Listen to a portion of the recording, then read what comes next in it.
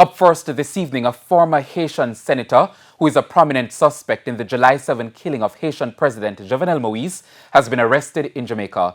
The Jamaica Constabulary Force, JCF, confirmed that Jean-Joel Joseph and 3 members of his family were arrested in St. Elizabeth last night. Head of the Jamaica Constabulary Force's Corporate Communications Unit, Senior Superintendent Stephanie Lindsay, told our news center that Mr. Joseph was arrested about 8:30.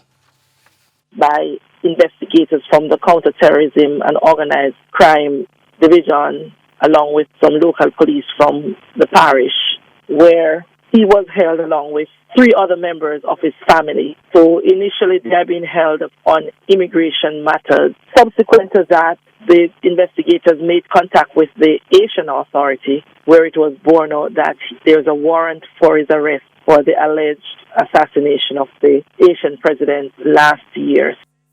Now, Mr. Joseph and his family members are expected to appear in court next week.